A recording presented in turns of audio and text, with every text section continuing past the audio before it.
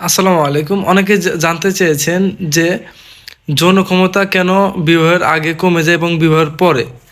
প্রথমত আলোচনা করব বিবাহিত লাইফের আগে কেন যৌন ক্ষমতা কমে যায়। সেক্ষেত্রে আমাদের কিছু বদঅভ্যাসের কারণে কিন্তু এই যৌন ক্ষমতা হারিয়ে ফেলে।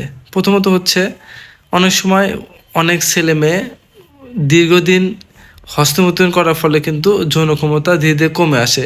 এছাড়া এই যৌন ক্ষমতা কমে আসার পিছনে কিন্তু মূল দায়ী হচ্ছে হস্তমৈথুন করা এবং খাবার দাবার নিয়মিত না গ্রহণ করা এবং ঘুম এবং হচ্ছে ধূমপান করা।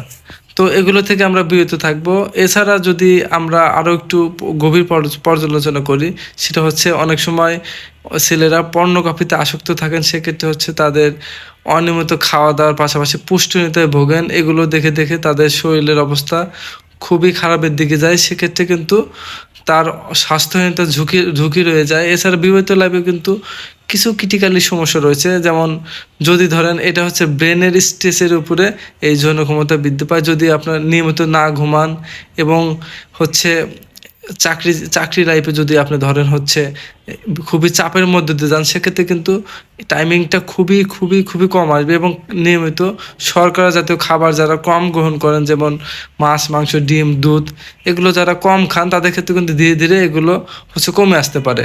এছাড়া দ্বিতীয়ত হচ্ছে যারা লং টাইম হচ্ছে বসে অফিস করেন, হাঁটা চলাফেরা করেন না, সেক্ষেত্রে কিন্তু এই টেস্টোস্টেরন হরমোনটা কিন্তু ধীরে ধীরে কমে যায়। সেক্ষেত্রে কিন্তু এই এই হচ্ছে যৌন ক্ষমতা ধীরে ধীরে ধীরে হচ্ছে কমে আসতে শুরু করে।